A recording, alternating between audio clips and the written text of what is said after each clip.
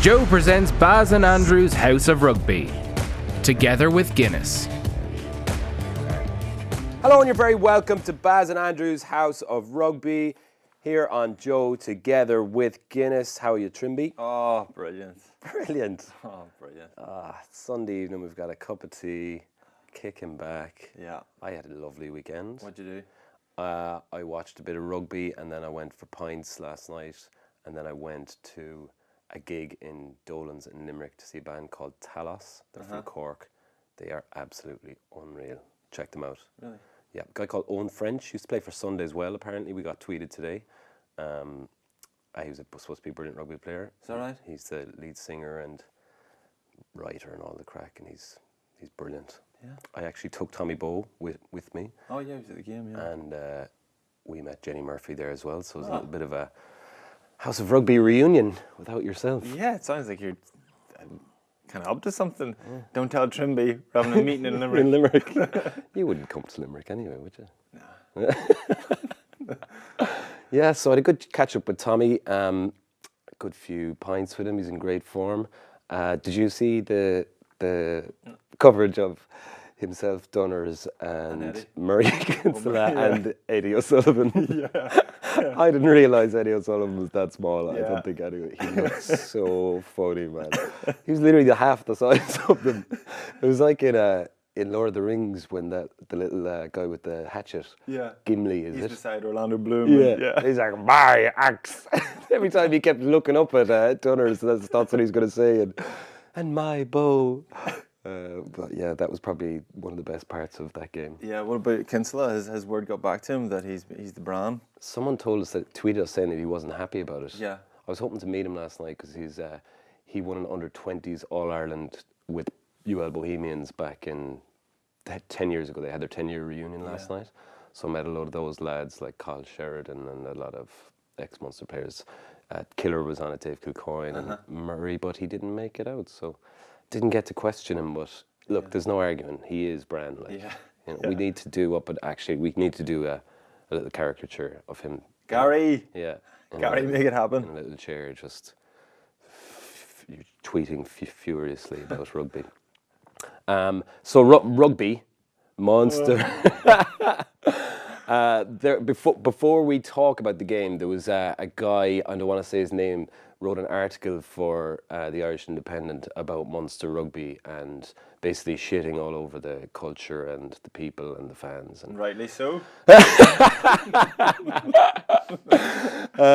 And it was just the most irritating thing. You know, like all the drama we've had over the last few weeks was so annoying. Like, sports should be crack, really. Yes, So it's like, why is this? That's why we're here. Yeah. We're trying to save sport. And then it would all blown over. And then this guy, it was like as if he's like, well, no one's listening to me. I want a bit of drama, so I'm going to write this bullshit article where he tried to stitch together this narrative that I don't know where he was pulling his ideas from. Yeah. But it reminded me, I've got this lovely walk that I do in UL in Limerick. We're down by the river and it's gorgeous. It's like loads of flowers and trees and people. And do you go there to write poems? I go there to think. I don't write there. You just published a poem recently, did you? I just put them up on Instagram. You just threw a poem out there. Like it was nothing. Like it was I nothing. love poetry. Well, what's unusual about this? Yeah. Just writing a poem, put it on Instagram. Yeah. You liked it. What? You liked it. I did, yeah. It was about my garden. Because I knew if I slagged you about it, you'd be like, he slagged me but didn't like it. So you can slag me now. Yeah.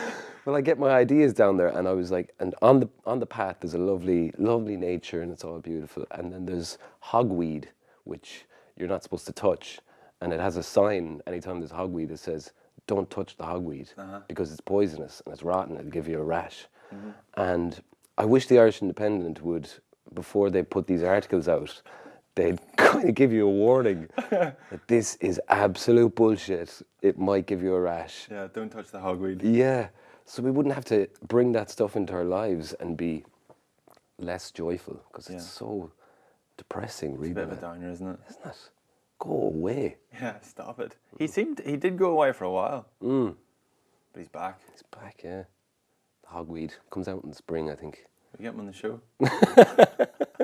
Just don't touch him. Get a rash. We could come on in like spacesuits.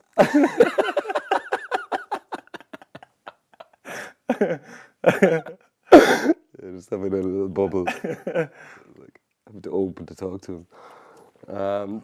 Did you see the Munster match? Yeah. You didn't. I just can't remember anything about it.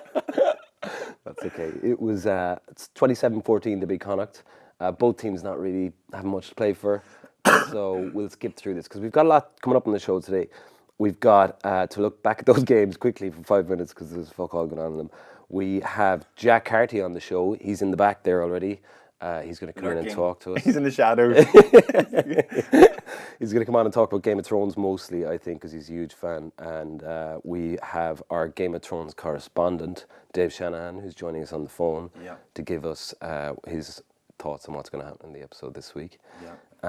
We also have an interview that Pat did with Ulster fullback Michael Lowry, and we'll also answer all your questions and that kind of crack. So quickly on Munster, they won 27-14. Very little going on in the game.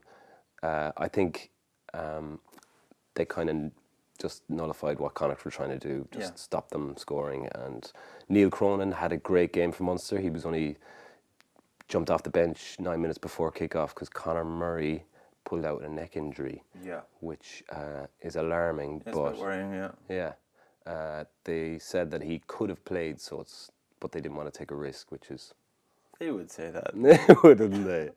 Yeah, so I think, Pat, you interviewed him, didn't you? And you've got a clip, this is a few weeks ago, where he said something interesting about how he manages the injury. I suppose the thing that goes around as well is like, I think even maybe Brian O'Driscoll might have mentioned it again about the neck again.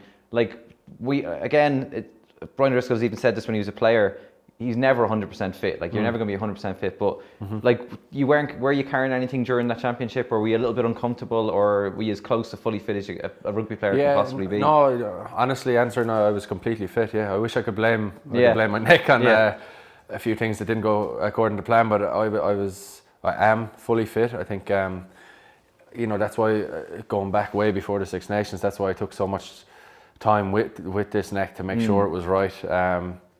And in terms of, like I know Brian has said it before, you're never fully fit. Like, you're always going to go into the game with like a bang on the elbow or like a dead leg or something annoying you. But in terms of neck-wise, I was fully fit because I can say that, like, if ever anything happened it again, I would wait beyond the date when it was said it was going to be okay. I would make sure even more so, give myself even like another 2 or 3 weeks beyond when people said I could play, just to make sure I'm comfortable with it, because people don't see if you're injured, people don't see it. Like, if you have a bad knee or bad ankle, like, people don't see that on Saturday. They just see you and they expect a certain standard of performance from you. That was Conor Murray. That's interesting. I suppose with an injury like that, you got to be fairly cautious about it, and it was a nothing game. So hopefully there's not much going on. I think the fact that Neil Cronin got a game though was pretty big because he was brilliant.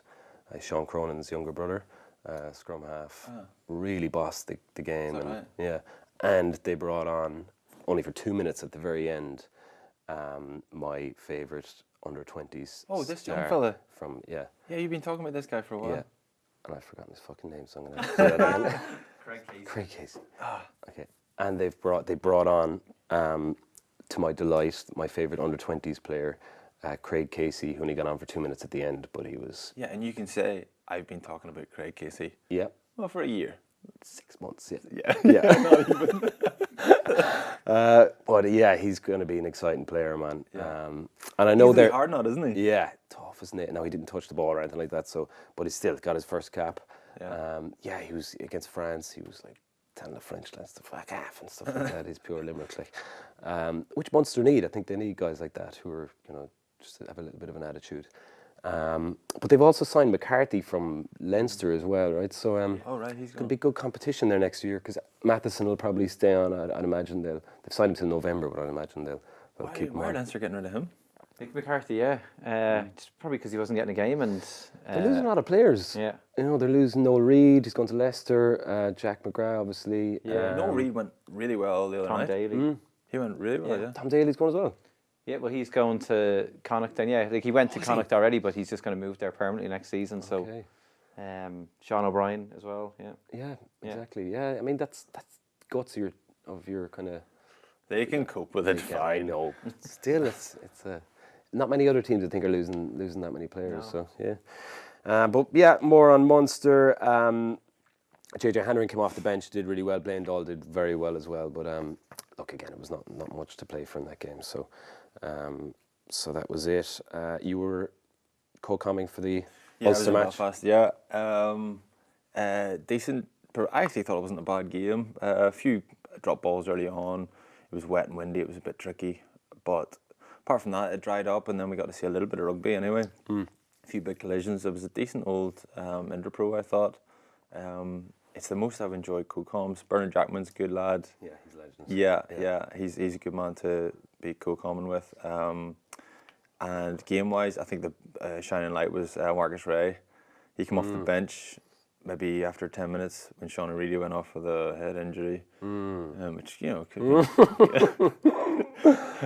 Was it a chest injury? Yeah. And hence not the red card. But That was like watching an AIL match on television. Do you know when AIL gets shown on TV once a year and it's like the referee, the touch judge, has sort of like completely bottled it because it was a headbutt. It was like, because McFadden had the headband on, it was like he was transported back in time to what the State of Origin game in Rugby League in Australia, where they just beat the shit out of where headbutts are to be encouraged. Yeah. What do you mean you haven't headbutted?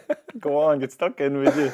Yeah, and he was so confident afterwards. He's like, penalty? What are you getting a penalty for? Yeah. He pulled me. I know, he's from a jersey. See, Darce is on Twitter as well. Yeah, I saw that. Saying, Darce, big fan of the show. Yeah. Let's not give him much of a hard time. He got enough of it anyway. He did, he got a lot of replies. Yeah. I went through them and there wasn't a single reply that agreed with him. Yeah. But what did he say? What did he say? Yeah? He said Sean Reedy milked it. And he says, you're not allowed to pull the jersey either. He's asking for Arsenal there. Yeah, it's great. I mean, keep it coming though, Darce. It's good stuff. Yeah. I like it. It was so funny because it didn't hurt him, obviously, but he was appalled by the fact that he got. What did he say? I got headbutted in the face. Yeah, I think Clancy was being a bit smart with him. Clancy goes, I think Reedy goes, what's going on? And Clancy goes, are you okay? I think it was like a sarcastic, oh, are you all right? Yeah, and he goes, well, I'm all right, but I just got headbutted in the face. Are you okay? Yeah. And to be fair, so Clancy's kind of suggesting that he's a bit of a softie or he's making a bit much of it. But he got headbutted in the face and he didn't even flinch. He's tough. Yeah. Did he? But he that wasn't the reason he went off, though, was it? I don't know. I genuinely don't know. Honestly, I don't know.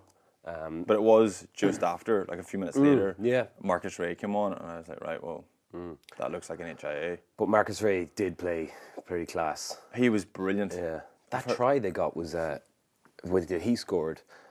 I think they'd gotten into Leinster's 22 after like 45 minutes. Yeah. And they scored that try on 62 minutes, and they didn't leave the 22. Went on and on. It was like almost 20 minutes. They were going backwards. It looked like that was going to be a big moment for Leinster if they'd continued to defend the way they were going. I think Leinster gave away maybe 6 or 7 penalties. Got a yellow card. Yeah, yellow card. Then Ulster scrum was going really well as well. They probably should have made more of it. Should have scored the try earlier, I suppose, being a bit more clinical, but they were going backwards. They were probably losing ground, and I thought that was a little bit like what Leinster do to sides. Sometimes they've got this perfect phase play, but sometimes you just hold on to the ball, keep asking questions, and eventually the defence will make a mistake. Then Marcus just picked and went. Yeah, no, I was very impressed with Darren Cave's defence as well. Yeah. His reads on out the back door, like, that is such a huge play when you've someone that can do that 4 or 5 times in a game. Yeah. Because it's becoming such an obvious play for every team to do that. Yeah. Either tip on or out the back door, and Leinster are doing 2 of them in a row, and he's just making these calls, shooting and taking man and ball or getting them right at the ankles so they're dropping. Keevy and I have chatted about that a couple of times, and if you play for long enough, you've probably seen everything that there is to do. You know? Yeah, really. And that sounds really cocky, you know. Yeah. There's nothing out here that's going to be new to me. I've seen it all, fellas. But there's not that many other things you can do. Yeah. And you know, if you come up with one play that works, then straight away you'll go, I know what an alternative one is for that, a different option of it, or a tip on, or an inside. You know, that's grand. I've got that all sorted. And Keevy's just the guy who just he's very clever, he's very experienced, and he knows his stuff, and he knows little triggers. And you might not be able to explain what he's doing, but he just knows when he sees a shape. He might not be able to tell you what that play is or exactly what's going on. You see a shape and you just know, and he's the guy who just reads it really well. Not last game, definitely, but depends who's going to come in next week. Obviously, I would imagine Luke Marshall and McCluskey will start. He might get a game on the bench, might get another opportunity to play at Kingspan, but I think it was just in case. That was a nice farewell to him in case he doesn't play next week. Yeah, to give him captaincy and all that. It was. Yeah. Disappointed to see him retire. He's still, what is he, 32? Yeah. 33 maybe? Yeah. Will he go into coaching, you reckon? Or? I don't think he'll go into coaching initially, but or maybe a little bit, maybe just on the side. But I think he's got a couple of things he's sort of keen that they might work out. He's smart. He could I'd imagine he could put his hand down and do well. Cool. Benetton Treviso also made the other quarter-final after beating Zebra, so Munster will play them next weekend, and obviously Connacht travelling up to Kingspan to play Ulster. Any predictions for those games? I couldn't call the Ulster Connacht game. That'll be tough. Ulster have been beaten twice by them. Great game. Yeah. Similar styles of rugby. Yeah, if they get a good day for it, hopefully we'll see plenty of rugby. Yeah. I couldn't call that either, being honest. Yeah, it's going to be a tough one. Because Jack Carty's here, I might say that Connacht, I think, will win it. Yeah. Well, I think Treviso are going to win as well. That's going to be a great game as well. Obviously, a couple of weeks ago over there, it was N10 stuff, so I can't wait. I'll go to that on 3 o'clock on Saturday in Limerick. Limerick is littered with the election posters at the moment. Are they around Belfast as well? No. Oh, sorry. Yes, they are, yeah. So annoying. They're so annoying. Yeah. It's like kind of frames a part of your life for a month now. We're just sort of staring at these faces. Yeah. There's a guy in Limerick who, I don't know much about politics. He could be a lovely fella. He probably is. But his poster from about 50 metres away, he looks like Adolf Hitler. He's got a little schmig, and when you're looking at it, you're just like, oh, Hitler's running. And when it gets to the election time, I'm just going to go in and vote for anyone. I probably won't have done my homework, but I definitely won't be voting for Hitler, because we all know how that went. Be interesting to see if his what sort of a politician he is, if he has a similar kind of worldview. He's got the side parting, the little mustache, and he. Your man doing the headshots must have gone, Are you sure about this? I know who's his campaign organizer. You got to look at it from 50 meters away as well, because that's where most people will see it. Is from far away, because it's gone like that. Yeah, no one gets out of the car and walks over to go, it's not Hitler. We can vote for him. It's grand. His name is Adolf as well, which is weird. Don't see many Adolfs these days. Adolfs, Elvises, or Jesuses. Yeah, not that many. Rare enough. For different reasons. You punched the three then. There was a guy from near Korean called Elvis, actually. Was there? Yeah, from Ardcliff, little town, 5 minutes from Korean. Is he like your age, or is he? Never met him, just heard about him. Probably heard a lie about him, if I'm honest. As in, this guy's called Elvis. There probably was no one called Elvis. Right, Someone just thought, here's a wee rumour we'll start. Yeah. Oh, you should name your next child Elvis. There you go. It's going to be a girl. Go with it. Adolf? Yeah. Little Adolf. We have an interview with Michael Lowry coming up. Yeah. He is obviously a massive favourite of ours. We love him. Enormous. He'd be a good Arya Stark maybe, or something like that. Very from Game of Thrones. Very good. Small but deadly. Yeah, he's just he's a Targaryen though. Yeah. That's the only issue. But apart from that, stick him in there.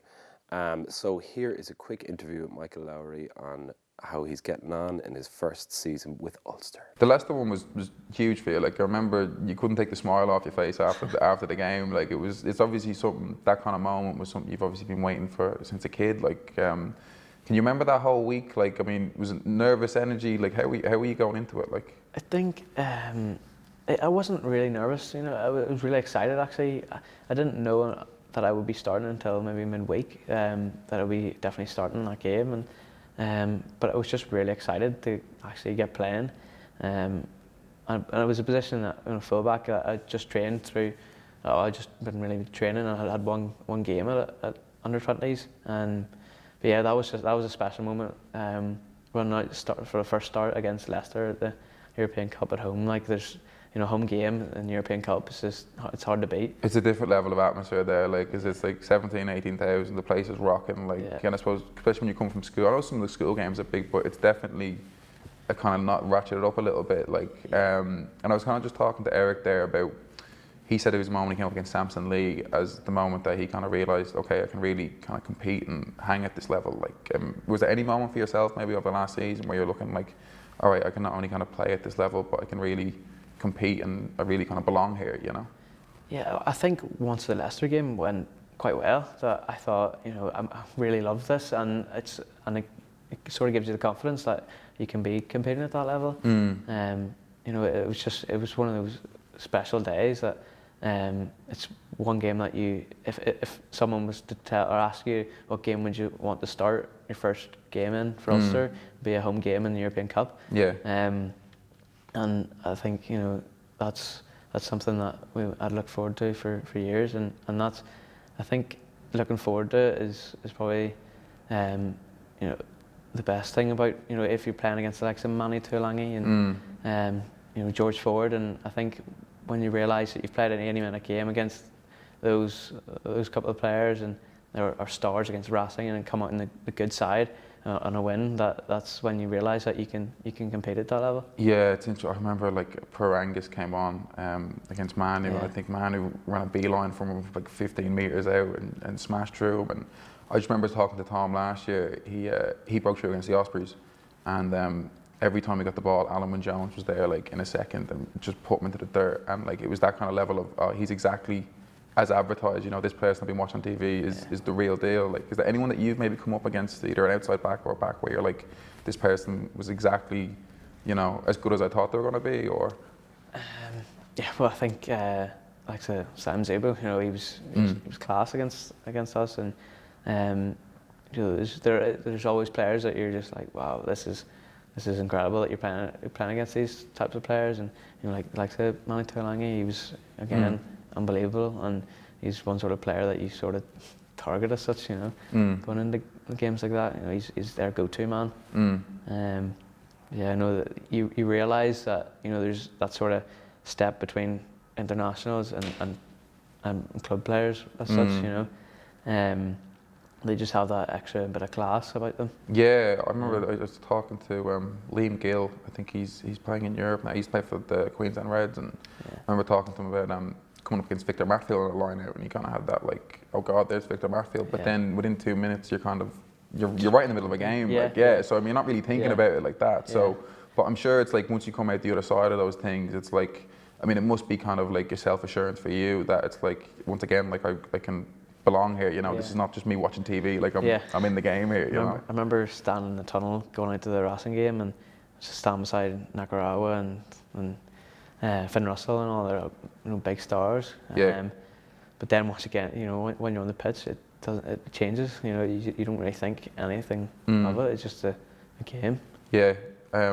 Watching you play, like as I said, like in the open field and kind of ball in hand, you've been very good, but I'm sure I'm not kind of around you every day, especially coaching you as well. Like, what kind of areas do you look at your own game maybe as places that you'd like to improve, or maybe areas that you think you can work on and get better at as the years go on? I think definitely work on is, you know, passing and kicking. I think those two skills in particular are so important. You know, you probably always you can work on your speed and your footwork and all, but it's something that you might just have in genetics or whatever. But and you know, maybe you get a wee bit bigger as well. But I think, you know, passing and kicking is definitely one for the positions that I've played that are ones that will always be one to work on. You know, you never be perfect. Well, especially at kind of school level, like you're obviously playing with better players now, but I'm sure that maybe, say, the windows for a hole opening up are tighter. The spaces in the backfield when you're looking for gaps to kick, I'm sure they're smaller. Like, is that one of the adjustments that you have to kind of get the grips with in the pros? Is that, like, you know, everything has to be, the gaps are smaller, the timing has to be a bit crisper. Is that kind of one of the big adjustments, like as a playmaker? I think there's probably less opportunities to get things right. You know, at school you can maybe, you know, there'll be a few drop balls in the team, and in like a 2v1 or 3v2 or whatever. But those are the opportunities that you have to nail at, you know, being a professional game. But you know, it's fine margins. You know, what we saw in the quarter-final of the European Cup. It's fine margins that win and lose games, and you know, it's demanded standards in training that can sort of prepare you for games. Yeah, I suppose like that's one of the other things. I suppose the analysis side of things, and every player obviously has their own individual analysis. But I can imagine it as a playmaker.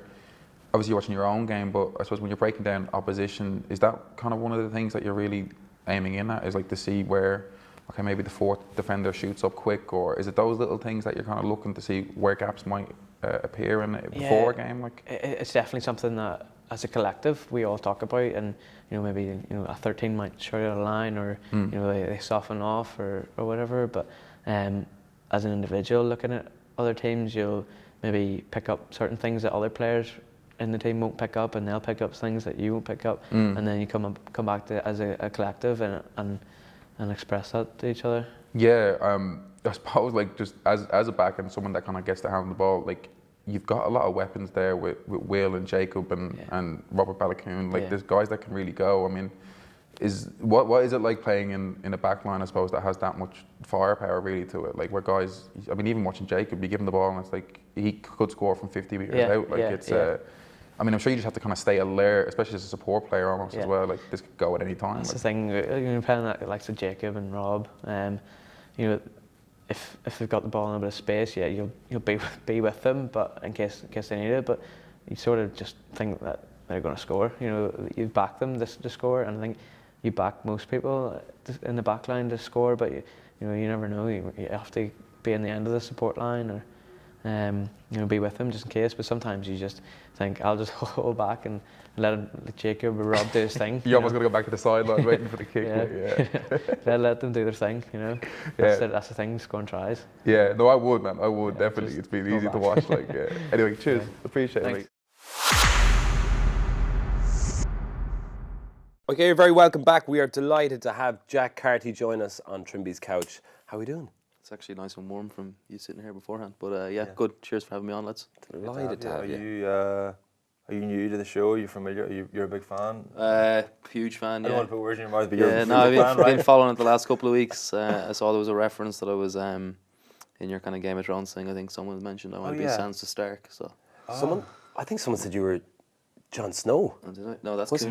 No, John Cooney. Because that's Targaryen. Yeah, he's Sansa. Targaryen. I'm I'm sorry, a Stark. Your man reckon he was getting better and better. Yeah. You happy with that? I'll take it. Sansa's not a bad He's certainly looking. very Not a bad glamorous looking girl, anyway. is he? So. Yeah, Take it. she's gorgeous, and she's getting stronger. Yeah. She was a bit of a pussy at the start, like, but she's Yeah. She's grown into herself. She's real Stark now. Yeah, hopefully she'll make it now tomorrow. I don't think she will. No. Well, no, I don't not think she will, but I think she's one of the ones who's a potential death. Yeah. You're a huge fan, right? I am, yeah. No, I'm looking forward to it now. I'm trying to avoid spoilers the last couple of weeks, but I'll watch it after training tomorrow evening. Have you any predictions? Night King, I say, will go down south, yeah. Everyone in the crypts, I say, are pretty dust. You reckon? Yeah, I say so. I think so. Why them? Well, they've referenced it like 5 or 6 times, didn't they, in the last episode? They were like, oh, it's the safest place. And so they reckon all the dead bodies in the crypts are going to burst to life. Come up, yeah. I think so. And then kill them all. Ah. Yeah. Where did I miss that? That's one of the theories out there. I'm looking forward to seeing that red priestess. What's her name? Because remember, she hasn't been seen. She said nothing. And she said she'd come back to die in this country, so be interesting to see when she comes back. Yeah. Where is she? That's the fire lady. Gone back to Volantis, I think that's where she's from, is it? Volantis? Across the narrow sea. I wonder what that accent was. Volantis, yeah. Yeah, I don't know. I say it'll be a few character deaths tomorrow, yeah. Yeah, would you be tempted to stay up for it? I'll see. I'm driving back to Galway after this, so I I'll probably wait till tomorrow evening. It's an 80-minuter as well, isn't it? Yeah. Is it? Yeah. It was only 45 last week, right? Yeah. Well. This is because it's the battle. They make it long. So all the rest of them, there's only 4 more episodes and they're all 80 minutes. Okay. Anyway, Connacht. Well, I actually wanted to talk about A Star Is Born before that because I saw you tweeting that you watched it on a flight back from Dubai. I was in Dubai last week with my girlfriend, and we actually managed to get a complimentary upgrade. So it was unreal. And it was You pulled a myself. few strings. Did you No, make I a actually few phone didn't. I actually didn't. Kieran Marmion actually got onto us and said that he reckons he got engaged and that's why he got. Is this the little secret? That's what kind of a couple of the lads know. That's, I think that could be more on Marmo's scene now than mine. But anyways, yeah, we managed to get a complimentary upgrade, and I hadn't seen the movie. Obviously, we'd been at I don't know if you've ever heard of Zero Gravity, the pool party place. So we were there the day before, so a bit fragile on the plane coming home, and there was a lady beside us. There was my girlfriend and there was I, and we kind of all started at the same time. Maybe we probably started 5 minutes earlier than the lady beside us. So my girlfriend, like, tears like coming down her face. I had like welled up, and then the lady 5 minutes later like completely burst into tears. So. What part?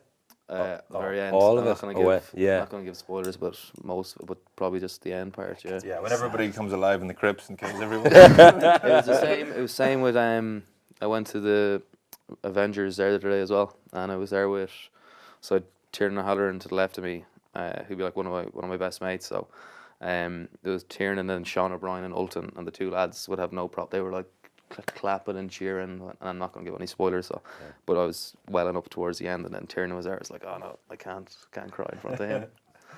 Gotta let it out, don't you? Let it out I had one going on a flight to Australia a few years ago, and Les Mis was out, the film, and myself and one of the lads watched it at the same thing at the same time. But we'd taken Valium before the flight to knock us out, but all it did was just make us really emotional. There was just streams of tears running down our face for the whole thing. Like, we just got pretty high. But Yeah, I think Tommy told me one time he watched Marley and Me on flight. Oh, Lord, Jesus. He's got no chance. No.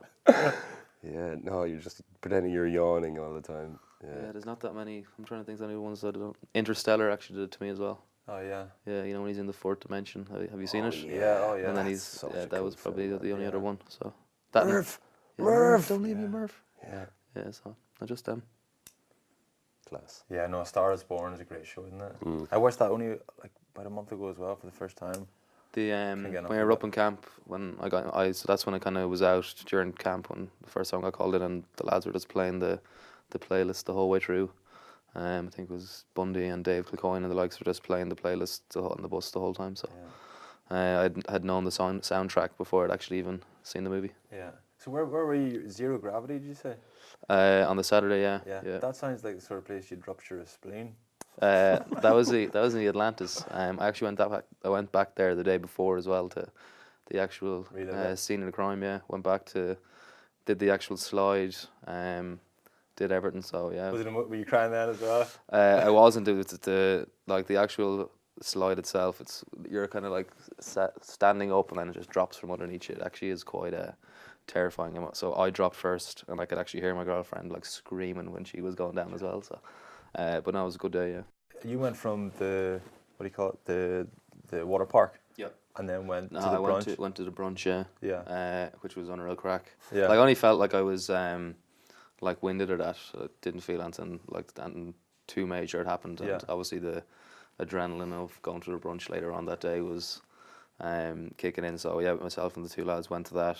And then kind of about 6-7 o'clock started feeling pretty shit then. Yeah. Jesus. Jack, it happened at the brunch, didn't it? That's what everyone says. Yeah. Ali Muldowney was I put up a Instagram last week, and Ali Muldowney, who's playing with Bristol, he was like, I was saying, what did I say? I said back to the spleen of the crime, and he was like, oh, is that what you call bouncers over there? So like, nah, but there was a few old theories going around of what it was this and that, but I about the water once slide. knocked myself out on a water slide.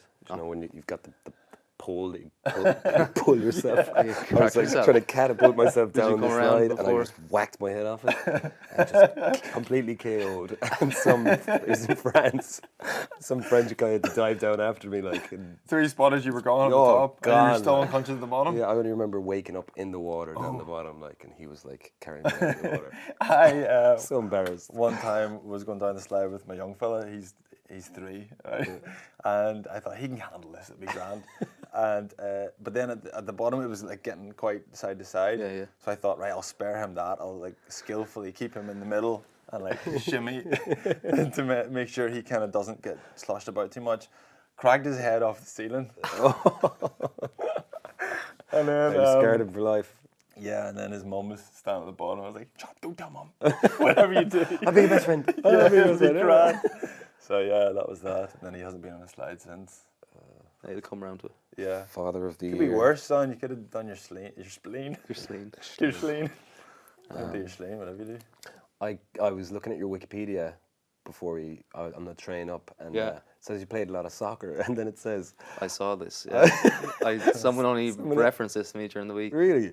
About, It says they made you stop playing soccer because you were too good or something like that, was it? And something about some in-betweeners character or something like that as well. Oh, I missed that part. No, that wasn't the case at all. I played soccer up until the age of like 15, and if anything, it was probably that I wasn't actually probably good enough to probably push on, I'd say.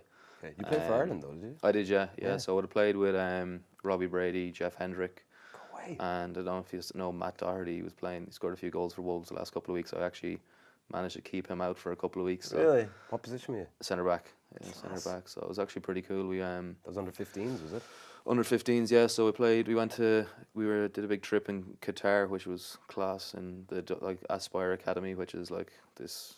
It was unbelievable. I'm trying to think how long ago. 10 years ago. So it was like back then, you know, like going away from like your folks and stuff. It was class. Yeah, it was a really good experience. Had you a few trials over in the UK? I was offered a trial in Southampton,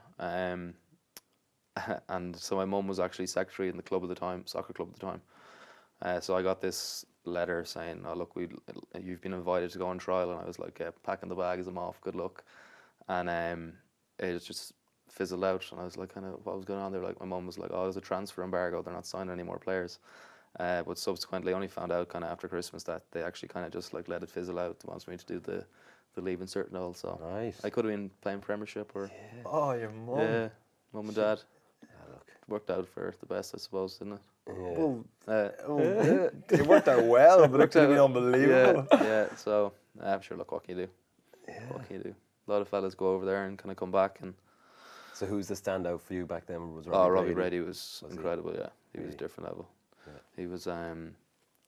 He'd signed with United at that stage, and I think there was like a big tug of war between United and Liverpool for who he was going to sign with, and he went with United in the end. What was the level of professionalism like in your club and even around? Because I played a lot of soccer in Limerick, and I had to decide at 19, like that was as late. I played Premier Yeah. till I was 19, and then offered an academy contract at Munster, and it was almost the route looked so much harder to go down the soccer route. Yeah.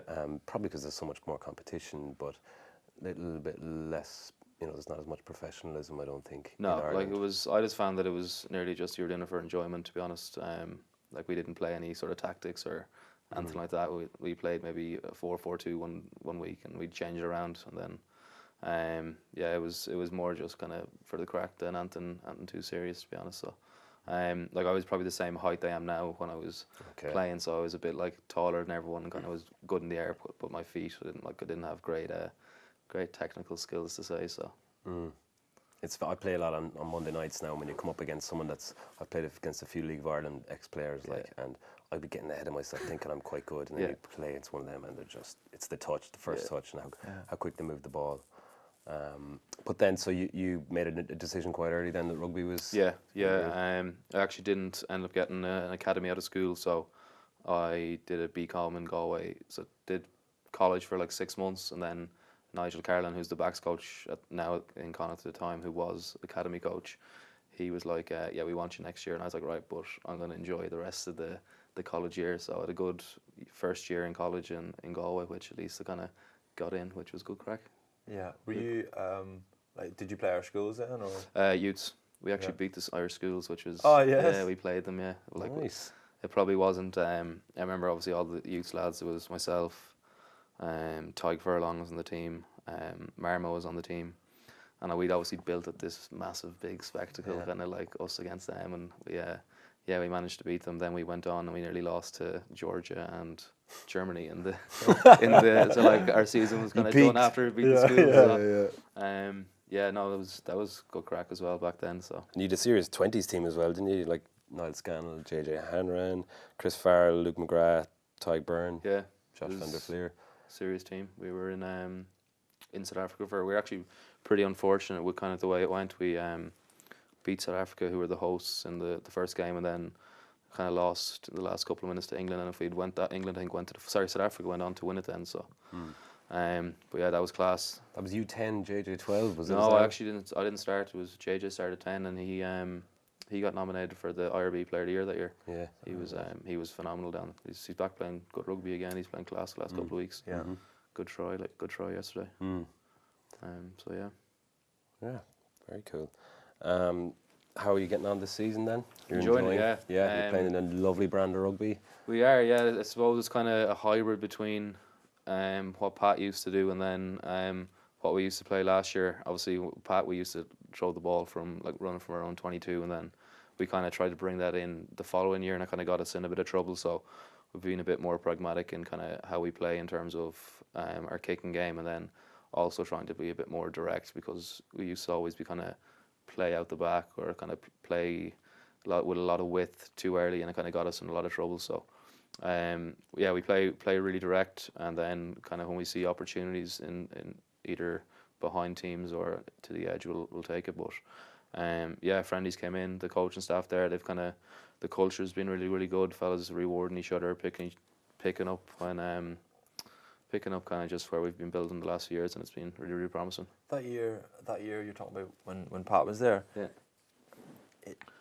You would have been tempted to have thought that you were playing too much rugby, or you kind of could have took too many risks in your 22 and you received restarts or something. But at the time, I remember thinking, how are they getting away with this? But it always worked. Well, and it seemed like teams would kick it long, and then they go, we know exactly what they're going to do. And you would definitely do it, but you still always, Ali Muldowney, just out the back, tip-ons, whatever it was, everything, if it goes to him, he's definitely not carrying. Something's happening.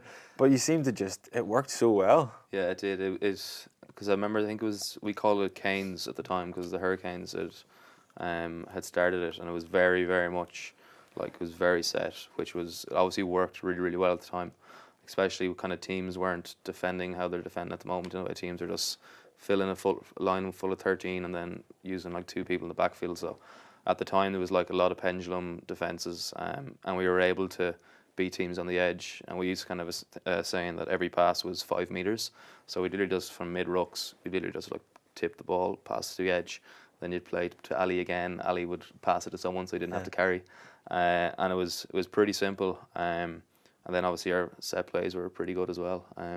It was very much about scoring more points than the opposition, which it worked for us. How's Ali Muldowney? How's he going now at Bristol? He's been playing the last couple of weeks. I think he had an issue with his neck at the start of the season. Yeah.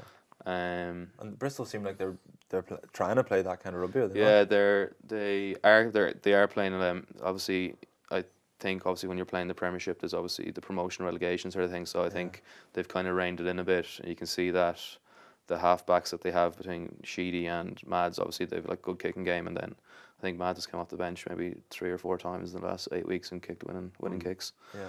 So I think they're safe now with how they went at the weekend. Yeah. So.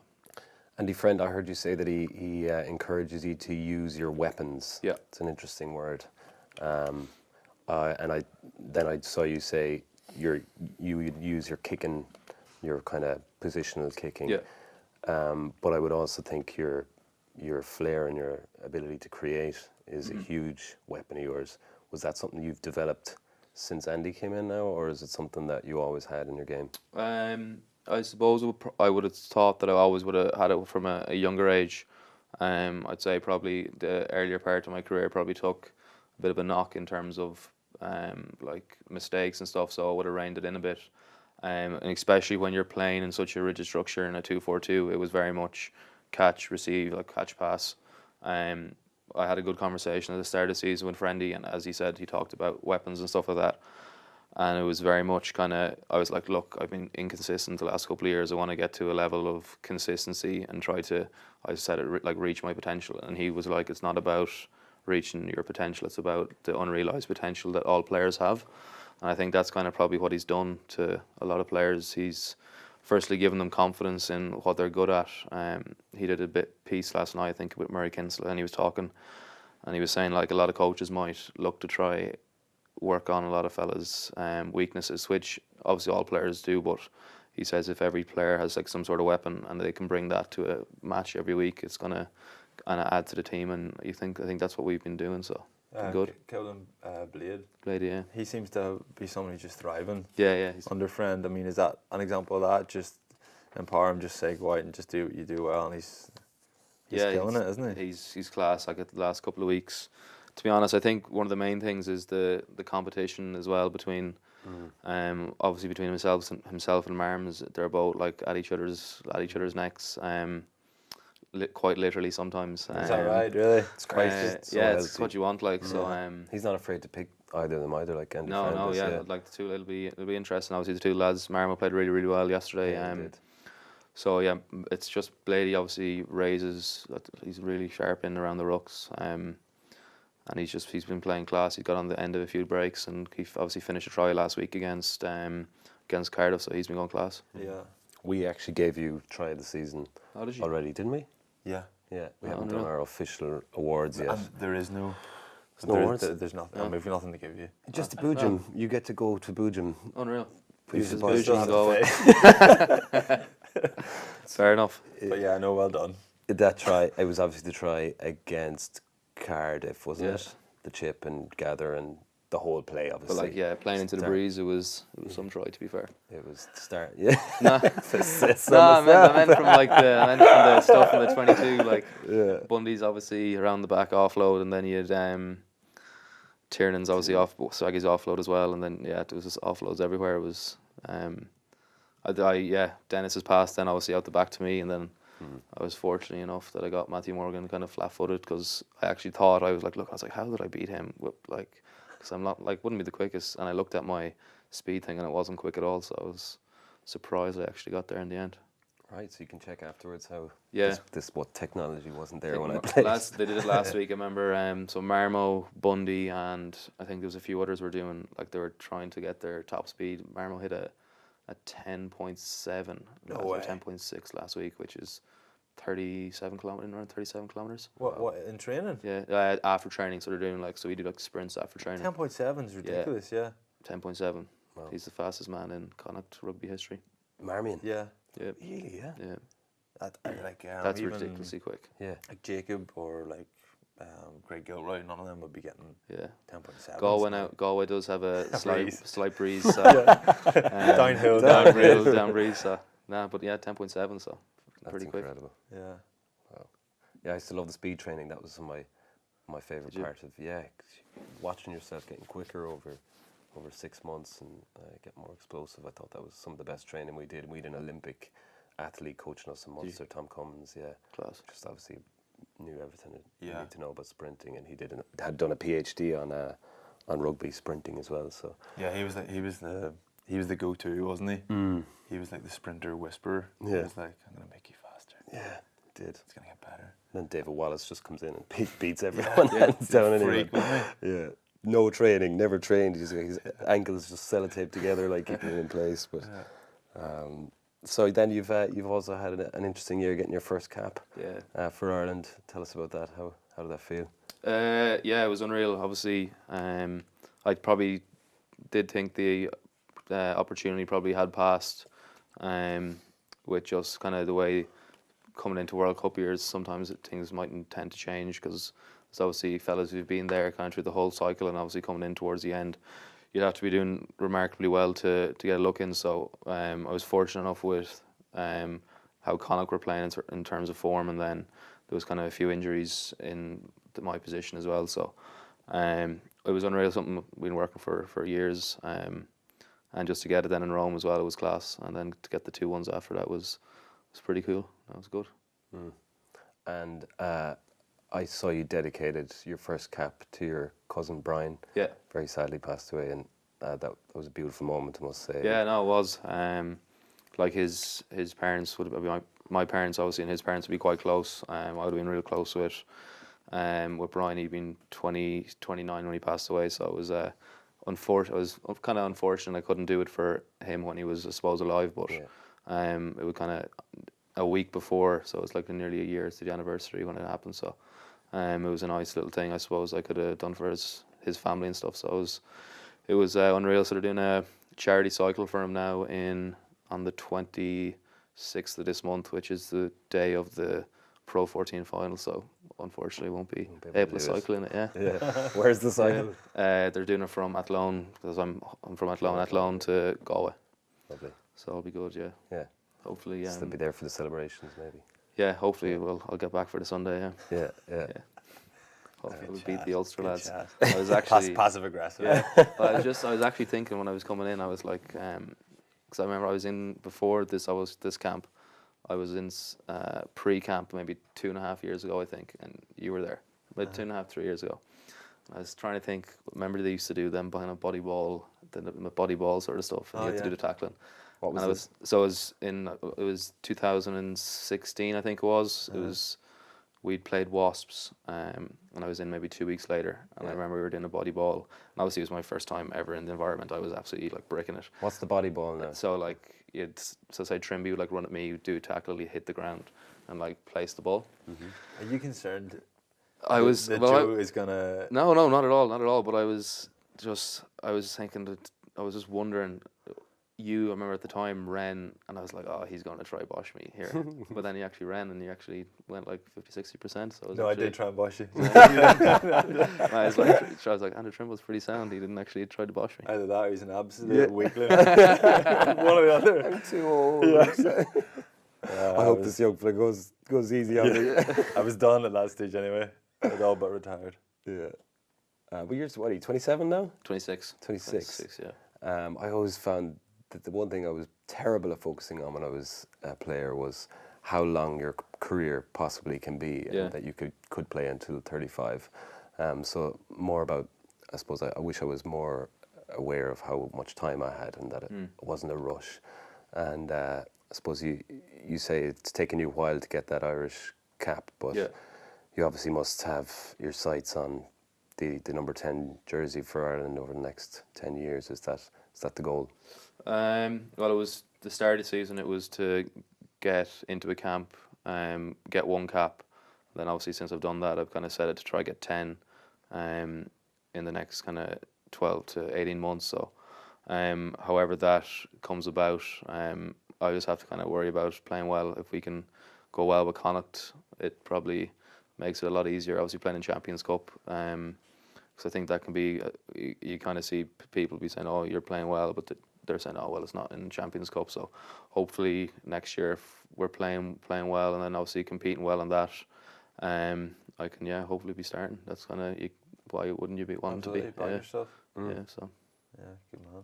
So speaking of champions, or speaking of knockout stages of a very prominent, which we weren't speaking about at all. Ulster next week in the Kingspan. You were saying beforehand you've got a dinner date afterwards with John Cooney. Coons, housewarming. His housewarming. Yeah. So you're staying up in Belfast afterwards. That'd be interesting. Could be awkward after. Well, either way. Either way. Awkward for you, I'd say. So I'm going. Obviously playing there Saturday and then staying up after it. So there'll be a few of the Ulster lads at it. So. Did you get the invite to that? No, I didn't. No, it's probably pending. Is it? We've moved house. Okay. It must have gone to the old house. Yeah. Yeah, so it'll be good crack. The Ulster lads, I met a couple of them. Stu McCluskey's a good lad as well. I know calling a couple of them. Obviously Geordie's up there now as well, and Jack McGrath's obviously mate. He's kind of got close with him during the Six Nations, so he's a good lad. Great lad, isn't he? Yeah, he's been on the show actually. Big fan of the show. Has he? Yeah. Brought us we don't know if he's a fan, but he's been. He brought us in some biltong. Oh yeah. I was actually I dropped up. So my family business would be like pork and bacon production. So I dropped up himself, Tig and Keen, a big hamper there yesterday full of. What's the name of the company? Yours. Oliver Carty Meats. Yours is on the way. Don't worry. Yeah. I'll give you my new address. Yeah, because I'll send it up. Yeah, I'll bring it up Saturday. I don't want the same thing to happen again. Okay, you're going to stick around because we're going to do. We've got our Game of Thrones correspondent Dave Shanahan coming on the phone, and I think the two of you will obviously. The two of you will add to this because I'm pretty useless when it comes to Game of Thrones, to be honest. But let's see what he has. So let's get him on the phone. Okay, so we've got Shanners on the line. Dave Shanahan. Hi, Dave. Hi guys, how's it going? After I clapped. Yeah. I thought you invited me to clap. No. I'm the one who does the That's clapping. my thing. Anyway, Shanahan, we've got our Game of Thrones Correspondent on the line. Yeah. Yeah, from Shanners. beyond the wall. Shanners, last week Greg Jones had a bit of an easy ride. This week we've got Jack Carty in the studio who's read all the books. And also, yeah, I know you're in trouble. You need to have done your homework because we've also got Matthew who runs a Joe.ie Game of Thrones podcast. Yeah. So Right. just don't be spurting out any old crap. Yeah, just make sure you're pretty accurate. Well, I feel like I was a Game of Thrones expert compared to you, Trimble. But Yeah. You put me in hot water here. I know. I'm very much mid-table. I think Barry's kind of in the relegation zone. Yeah, I'm poor. It all goes over my head. I just kind of like the Dragons when they come on and stuff. But the lads are coming out with some stuff here that just totally goes over my head. Okay, so first one, Shanners. The crypts. What's the chat there? Then everybody's gonna become alive and kill everybody. Is that right? Oh, is that a theory? Is it? I hadn't even thought about that. What, inside Winterfell? Yes, that's one of the theories being put out there. Yeah. Lydia. No, what's the Stark? Lyanna. Sorry, Lyanna's gonna come to life, kill everyone. Yeah. Well, is Ned Stark down there as well? Apparently Ned's not there. Yeah. Do you know that, Jack? I didn't know Wow, that'd be great. Yeah. that. I don't know That would be if the good. Starks will come back though. I think just all the people will be killed. But will there be people we know that will... Varys is down there, yeah. I think Varys. Who else is down there? Just Lyanna and all the other Stark people? Yeah, I think so. Yeah, I really don't know, Jack. All the women and kids are down there. Yeah. Didn't Lyanna Lyanna came back in the books, I think. She came back to life, is that right? Caitlin Stark. Caitlin Stark. She came back to life. Yeah, that's a big part of the books. Actually, it's not in the show at all, is it? And she comes back and like kills other people, doesn't she? That would be class if she came back, and she was good. No. She's a good guy. Can she come back and be good? No, No. She kills all the people that like were like bad to her family and stuff, I or think something she like that. hung Podrick, I think. Yeah. Okay. Oh, really? Oh, right. Jeez, there's a lot going on here. So anyway, so everybody downstairs, Shanners, do you think they're all dead? Well, I think there's surely a possibility if the Night King is floating about, he can get them back up, can't he? Yeah. So the big ginger wildling, Kieran Treadwell of Tarth, Varys. I'll be glad to see the back of Varys. Do you think he's still up to some tricky business? Do you? He's a rascal. I'd say he's probably he's the one I'd be most concerned about. Actually, I'm also quite concerned about Daenerys. Oh, like, definitely. She's definitely like the way she reacted to Jon Stark telling her that stuff last week. Jon Snow, telling her that stuff last week. Yeah, she's definitely going to try something, I reckon. Yeah. What's the deal with the little girl that's like a lord? Lady Mormont. Yeah, that's mad, isn't it? She'd be making all these decisions. She's like 12. I'd be like, don't listen to her. She's going to throw a strop any minute, like. Yeah, she refused to go to the crypts, didn't she? Yeah. Because she's such a legend. She wanted to get out and fight, like. Yeah. She's going to get her head kicked in, I would have thought. Yeah, surely not, like. So there also another theory I heard was that the Night King, now the camera only kind of panned briefly to the White Walkers at the end, but the Night King wasn't there. Do you think that's significant at all? Well, he'd be on the dragon, wouldn't he? Oh, he's going to make a big entrance at some stage then. Yeah, he'll do like I reckon it'll be something like it'll look like the good guys are winning, and then he'll probably just swoop in, won't he? Yeah. They don't look that tactical, like, do they? The White Walkers, they're just kind of just walk. No, yeah, surely they can't really speak, can they? Yeah. It's just quiet. You know what? I bet you in all the Game of Thrones forums, no one's ever said, "Can the White Walkers speak?" Like, Yeah, how do they communicate? Like, Yeah, no one's dug that deep, Shanners. You're asking all the right questions. there we go. Also, the Red Woman. Do you think she's going to play a part? Because she's just... Oh, yeah. Where did she go again? Volantis. She went back to Volantis, yeah. Oh, really? Yeah. I don't know what she's gonna do, to be honest. Like, Yeah, but she's definitely up to something, you would imagine. do you reckon? Surely she's away though. Like, haven't heard from her in ages. Yeah, but that's... She went to sleep, didn't she? Or Did she got all old. She took the necklace off and got really old, yeah. Oh, yes, that's right. I forgot about You're like, that. she was so hot beforehand. Put the necklace back on.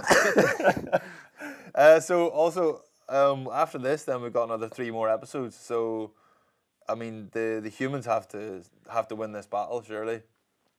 Yeah, you'd imagine though this will be the episode where surely a lot of people will die, won't they? Yeah, but what I'm saying, if they all die, then that's more or less it, is it not? I suppose the same is true if the White Walkers are all dead. Yeah, so then that's it. you'd imagine they'll win, unless it's sort of like the battle sort of goes on over the next 3 episodes and stuff as well. I don't know. Yeah.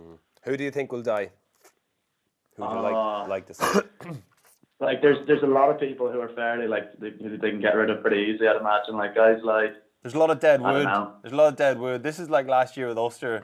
Tommy, me, It isn't. Marshy, Chris Henry, all dead. Yeah, they're gonna be chucked out.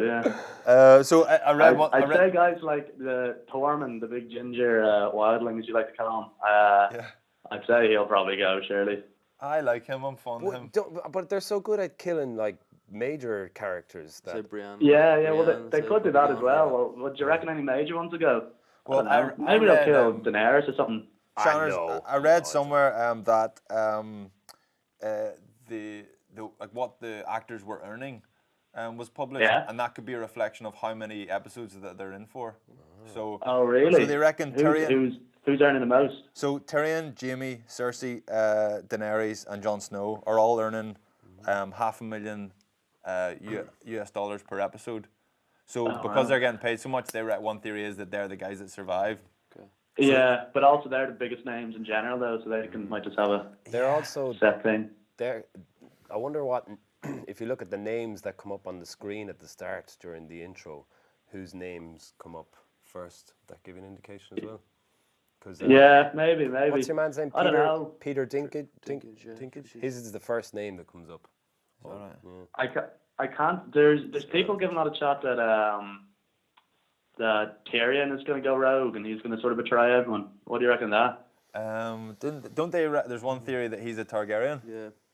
Yeah, there's that as well, isn't there? Because there's a lot of sort of like theories about him being Targaryen and stuff. And then they sort of say him, Jon Snow, and Daenerys are then the 3 main ones, then, or something, 3 Targaryen ones. Yeah. So if those guys, like, obviously this is massively buying into. I read one article, and it said those 5 are going to survive. But if those 5 then are the survivors, then we're talking the vulnerable, high-profile guys are Sansa, Arya, Brienne, Ginger Wildling, I can't read my own, Oberys, and the Hound. Yeah, I could see the Hound surviving, to be honest, because they're probably going to do something with him in the mountain, wouldn't they? The Clegane Bowl, some yeah. point. Yes. Yeah, the Clegane Bowl is. Yes, to happen. exactly. Yeah, the Clegane Bowl. I want to see the mountain crushing more skulls again. Yeah. Shanners, Yeah. what do you reckon about Jaime? No way, there's that prophecy that Jaime will kill Cersei. Do you reckon that could come around? Yeah, because then he's like the Queen Slayer as well as the King Slayer, or something like that. That's yeah. something. What was that? Was that? Yeah, I don't know. I don't know much about the prophecy. What does that all say? Well, in the way, there was a prophecy that she'd lose her 3 kids would die. So all 3 kids have died, and then that she'd get. Oh, yes. She'd get murdered by her. I don't know. There's some Valerian name for it. By her. brother. Is that when she went into that little witch hunt Yeah, thing? but Witch hunt thing? they don't know if it'll be like Arya wearing Jaime's face or if it'll actually be Jaime. Because obviously it could be Arya, Tyrion. because Cersei's on Arya's list, so you don't know. Oh yeah, sure. Yeah, that could be a good one then. Yeah, so there's obviously a lot going on, and there's a lot of I mean, Jack's after translating Valerian there for us, so he's gone to great lengths. You had one theory, Shanners, that was a little bit more basic. You just thought Bran looks like the Night King. He might be the Night King. Is that more or less the conclusion you were coming to? When you put pictures of them side by side, I think their noses are quite similar. So I don't know if that's a thing. So that pretty much settles it, I think. They do. I've seen that picture. They're the head off each other. Yeah, they are. So like they're quite connected and all. So that could be one, you know. Yeah. Yeah. Right. Well, I think so obviously you're under pressure, Shanners, as our expert coming in, and then kind of there's a lot of Game of Thrones knowledge in the room. Myself and Barry excluded. But then the other issue is that this is out of date in like what, 12? Well, yeah, not that long. So everybody listening to this knows how much of a fraud we all are, spouting out all these theories. A little bit like Pat when we were watching the Masters. Yeah. That's going to keep getting brought up, isn't it? Just Yeah, me it is, calling yeah. Molinari for the Masters is going to keep getting brought up. Yeah, sorry, Pat. But anyway, as far as we're concerned, I think your opinion is very highly held, Shanners. So thanks a lot for coming on.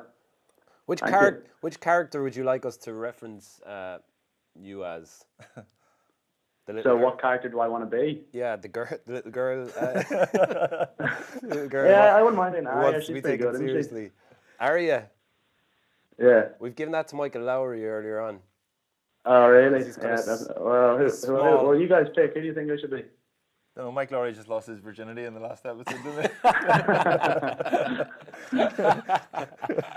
I wouldn't mind being Euron Greyjoy. He's a bit rogue, isn't he? Is that the guy that rode Cersei? Yeah. Ah, I have a theory on that she rode him so she can say that the baby that she has then is his baby, rather than Jaime's. Yeah. Yeah, potentially.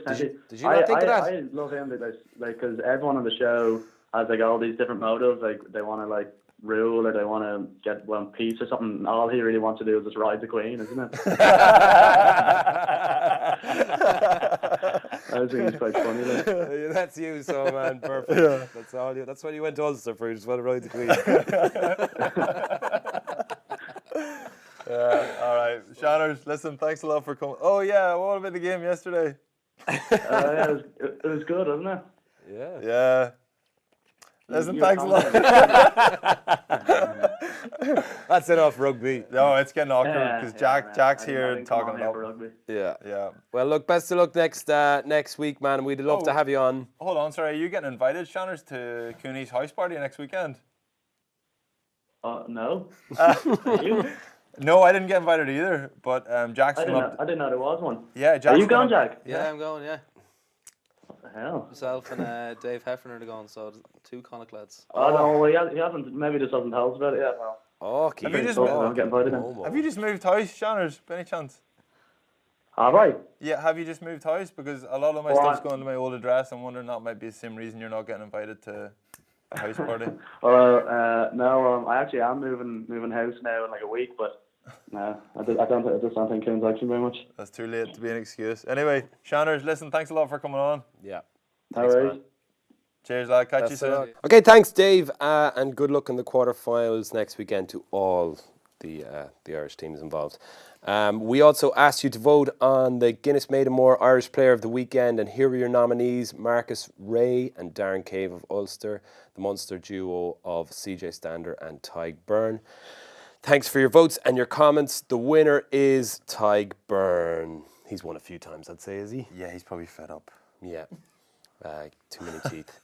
He was good. He was very good. He scored he see his goose step for the try. That was quite funny. probably not needed, but it looked class. And obviously stealing ball like he usually does, turn out a few lineouts, etc. We also put out a hashtag AskHOR for your Twitter questions. We'll quickly run through one of these. Martin Scarry asked, what character would Neil Francis be in Game of Thrones? I was thinking, do you know those old dudes that wouldn't let Sam help your man? Or do you know, Sam had something from the book and they were like... Citadel. Yeah, those Citadel. Fucking miserable bastards who wouldn't... Well, in my day, we did it like this.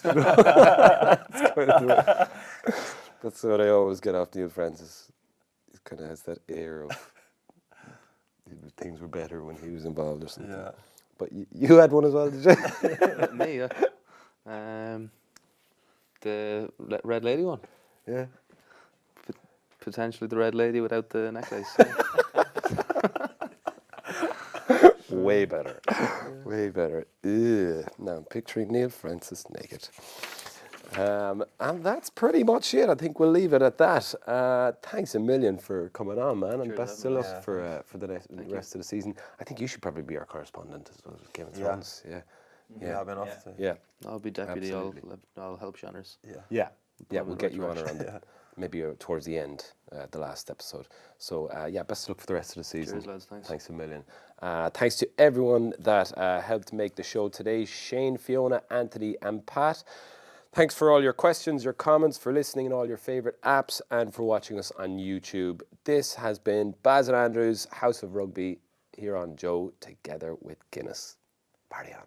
Party on.